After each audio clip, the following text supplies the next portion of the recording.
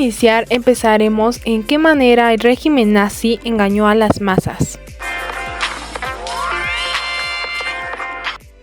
Los nazis utilizaron eficazmente la propaganda para obtener el apoyo de millones de alemanes durante la democracia y posteriormente durante la dictadura, con el fin de facilitar la persecución, la guerra y hasta el genocidio. Los estereotipos e imágenes de la propaganda nazi no eran nuevos. El público al que estaban dirigidos ya estaba familiarizado con ellos. Los nazis eran habilidosos propagandistas que usaron técnicas sofisticadas de publicidad y la tecnología más moderna de la época para diseminar sus mensajes. Una vez que subió al poder Adolf Hitler, creó un ministerio, el cual era llamado el Ministerio de Ilustración Pública y Propaganda. Esto para darle forma a la opinión y a la conducta del público alemán. La propaganda nazi jugó un papel integral en el avance de la persecución y finalmente de la destrucción de los judíos en Europa, ya que incitó el odio y fomentó un clima de indiferencia por su destino.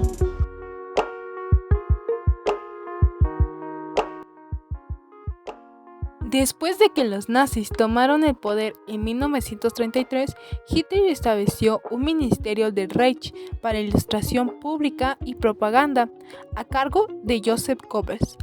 La meta del ministerio era asegurar que el mensaje nazi se comunicara con éxito por medio del arte, la música, el teatro, la cinematografía, los libros, radio, materiales educativos y la prensa. Meine Arbeit für richtig hältst, ob du glaubst, dass ich fleißig gewesen bin, dass ich gearbeitet habe, dass ich nicht in diesem Jahr...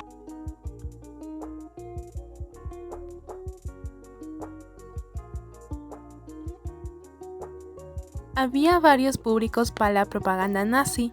A los alemanes se les recordaba la lucha contra los enemigos extranjeros y la subversión de los judíos. Durante los periodos que precedían a la promulgación de leyes o a la implementación de medidas ejecutivas en contra de los judíos, las campañas de propaganda creaban una atmósfera tolerante de la violencia contra los judíos, en particular en 1935 y en 1938.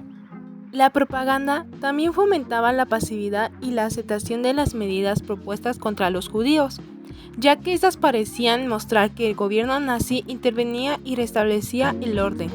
Las películas nazis representaban a los judíos como criaturas subhumanas que se infiltraban en la sociedad. El régimen intentaba obtener apoyo o por lo menos aceptación respecto a las políticas dirigidas a expulsar permanentemente a los judíos de las zonas de asentamiento alemanas. Después de que los alemanes iniciaron la Segunda Guerra Mundial con la invasión de Polonia en 1939, el régimen nazi utilizó la propaganda para inculcar en los ciudadanos y los soldados alemanes que los judíos no solamente eran subhumanos, sino también peligrosos.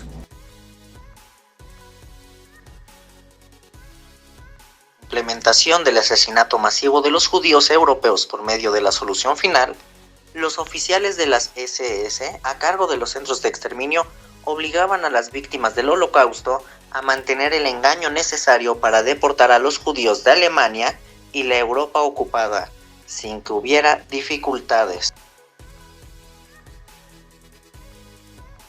Los oficiales de los campos de concentración y de los centros de exterminio forzaban a los prisioneros, muchos de los cuales serían asesinados en las cámaras de gas, a enviar postales a sus casas diciendo que los trataban bien y que vivían en buenas condiciones.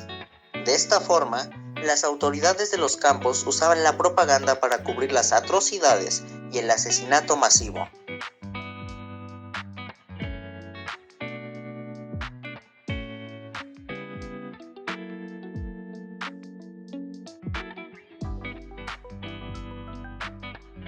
Mucho tiempo ha pasado desde entonces, tras haber pasado por la propaganda nazi de Joseph Goebbels y la propaganda de los dos bandos de la Guerra Fría.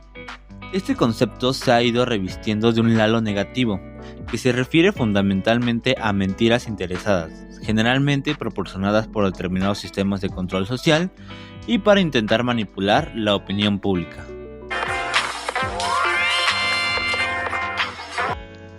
¿Qué es la propaganda exactamente?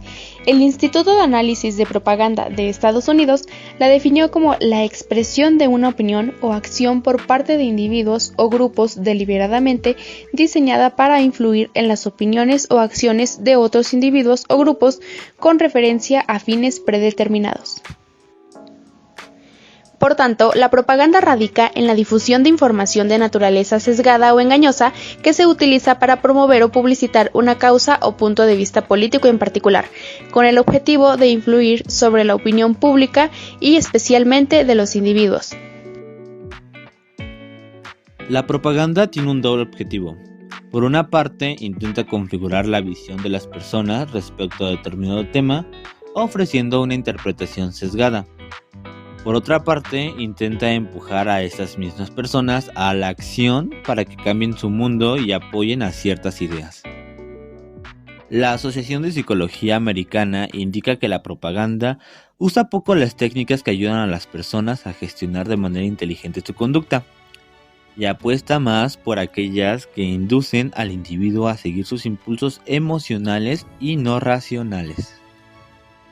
En este sentido, no es ningún secreto que la propaganda fue una herramienta eficaz utilizada tanto por Alemania como por los Estados Unidos para influir en la opinión de sus respectivas poblaciones, para explicarles cómo debían ver al bando opuesto, a través de carteles, películas, radio y otros medios.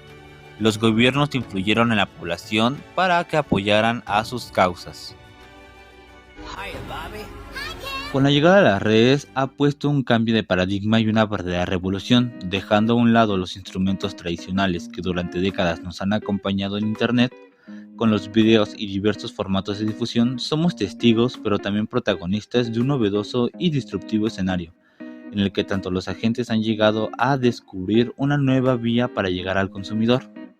Nos referimos a las historias emocionales. En otros términos, la propaganda ha de despertar emociones.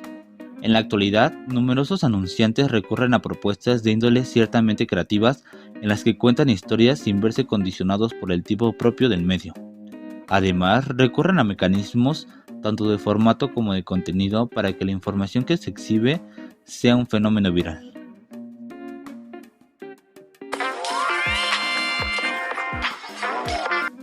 La propaganda, sobre todo en las redes sociales, se convierte en un instrumento para la polarización y la desconexión. Genera una socialización de conflicto, excluye al que piensa diferente y crea burbujas que ratifican una visión de los hechos.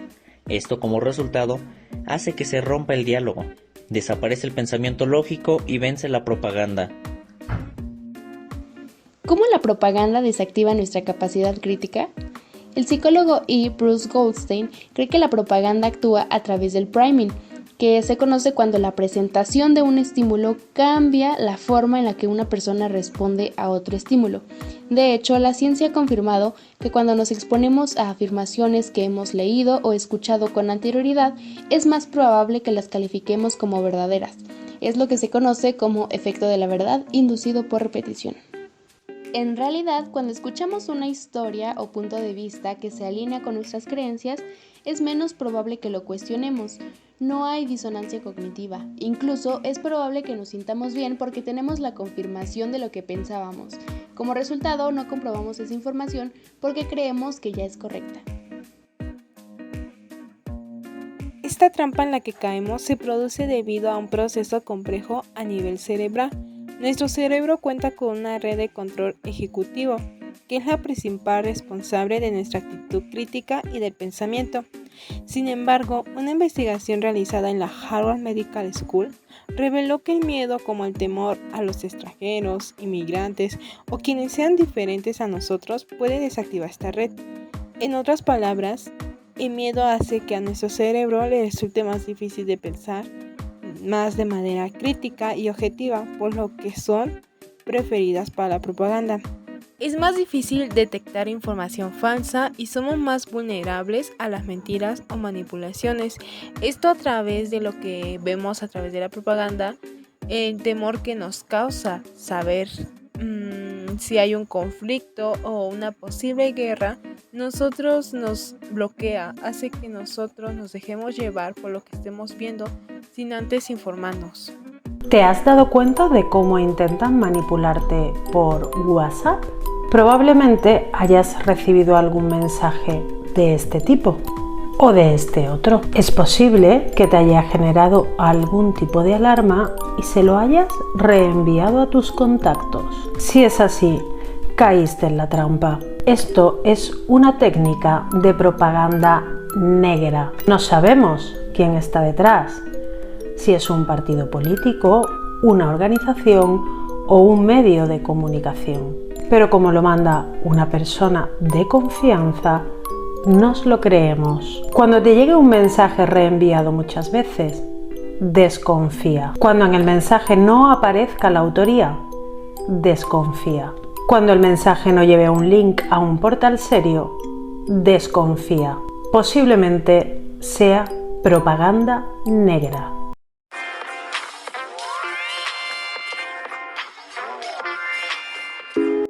Antes, la propaganda estaba dominada fundamentalmente por el sistema de poder que ejercía la censura sobre medios como los diarios, radio y televisión.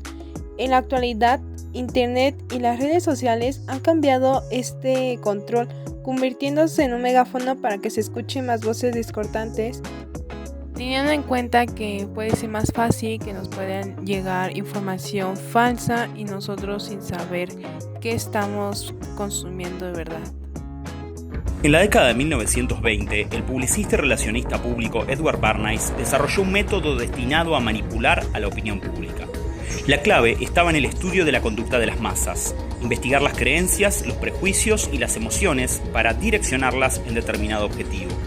El éxito de todo mensaje consistía entonces en la sencillez y la contundencia, pero sobre todo en la capacidad de penetrar en el imaginario, la vida cotidiana y los deseos inconscientes de la gente. Sabemos que la propaganda fomenta diferentes tipos de ideas o un conjunto de doctrinas, defendidos por un movimiento religioso, ideológico o político que busca intervenir en el pensamiento de las personas o promover un cambio de conciencia.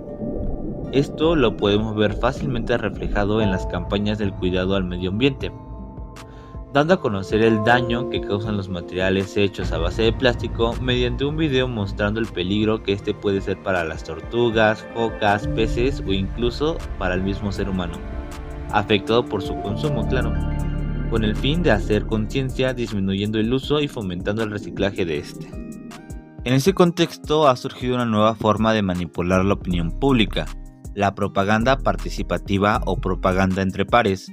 Es un universo en el que cada persona replica el mensaje propagandístico en sus redes, involucrándose aún más con el mismo, sintiéndose más identificados con esas ideas y obviamente contribuyendo a afirmarlas como verdad, ejerciendo a su vez presión sobre las personas que les siguen en esas redes sociales. Pensar libremente bajo el asedio de la propaganda no solo acalla nuestro pensamiento crítico, sino que rompe los puentes del entendimiento con el otro, y lo que es aún peor, nos condena al oscurantismo alimentado de una visión sesgada y a menudo extremadamente simplificada de problemas complejos y multideterminados. Como resultado, nos convertimos en piezas fácilmente manipulables, dispuestas a seguir ciegamente ciertas doctrinas.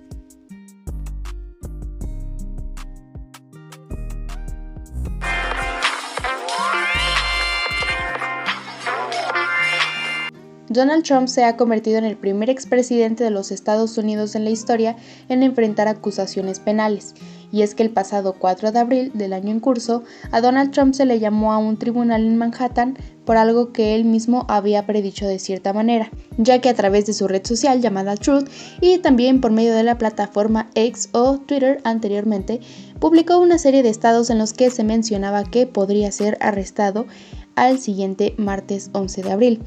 De igual manera, hizo un llamado a todos sus seguidores para que protestaran. Todo esto surgió porque se enteró de que en Manhattan un juzgado estaba entrevistando a varios testigos para preparar una demanda por supuestas irregularidades y por socavar la integridad de las leyes electorales. Seguido de esto, empezaron a circular un par de imágenes falsas realizadas con inteligencia artificial. Y a ver, en realidad, primero debemos mencionar que Donald Trump no fue arrestado, solo fue llamado a testificar. Una vez terminada la lectura de sus cargos, se declaró inocente y regresó a Florida para dar la versión de los hechos. la cual aquí deja mucho de qué hablar, pues está apartada de la realidad. Trump afirma que existe una persecución política en contra de él, que buscan sacarlo de las próximas elecciones, que no ha hecho nada ilegal y que no puede creer que esto esté pasando en América. Y he aquí la pregunta del millón: ¿por qué existe este victimismo? Si bien uno esperaría de su líder que no se vea afectado pues por este tipo de situaciones. Y es que independientemente de que el expresidente haya logrado que las deportaciones de los migrantes en Latinoamérica hayan sido menores a las de su antecesor, que bajaran los impuestos, que minimizar el impacto bélico, etc., no quita que haya sido una persona no muy agradable. En este caso, el show de juzgado de Manhattan puede ser considerado parte del drama que Trump fomenta todos los días, algo así como una prueba de fe para sus seguidores, lo cual va con los principios de la propaganda de Goebbels, ya que aquí se reflejan axiomas como el de simplificación y enemigo común, ya que para él el enemigo no es un país extranjero o alguna ideología, sino el sistema. Este viene siendo aquello que se acomoda al gusto de quien aparenta ser la víctima, de tal forma que alguien que haya elegido algún estilo de vida nómada se podría considerar un antisistema. Pero una persona que ha sido presidente de los Estados Unidos por el partido más conservador, que es millonario gracias al capitalismo y que ha utilizado los medios de comunicación para estar en boca de todos, no puede ser considerado enemigo del sistema. Es por ello que Trump en este caso ha recurrido a la victimización para sacar provecho con miradas en su candidatura de 2024, aplicando otro principio de propaganda de Goebbels, la transfiguración. Con esto nos referimos a que cualquier cosa mínima se convierte en una amenaza para sus seguidores. Probablemente el caso de un inicio tal vez no pase a mayores. Esto no es contra Trump, sino con la organización, y además es por encubrir un par de pagos. Mientras que por otro lado, Trump quiere hacer creer que este ataque es contra él, contra su candidatura y contra los Estados Unidos en general. Y esto lo hace a través de sus propios medios, haciendo que una verdad individual se convierta en una verdad totalitaria, en concordancia con otro principio de propaganda de Goebbels, la unanimidad, convencer al mundo de que tu verdad es la verdad. Y qué coincidencia que en este sentido él tenga una red social que se llame Truth. En fin, regresando a Florida, Trump proclamó su inocencia una vez más a través de un discurso para sus seguidores. En dicho discurso también arremetió contra la fiscalía, a pesar de que horas previas había sido advertido de mantener las cosas en paz. Naturalmente, después de esto, fue aplaudido y ovacionado por gran cantidad de simpatizantes, quienes sienten que Trump les representa de alguna forma, cuando en realidad él solo vive para su propio provecho. Y probablemente a él no se le pueda detener, ya que el sistema que tanto critica es precisamente lo que posibilita que los más poderosos siempre se salgan con la suya. Pero lo que sí podemos hacer es cambiar nuestro modo de pensar sobre este tipo de personas y quitarlos del pedestal que uno a veces suele ponerlos.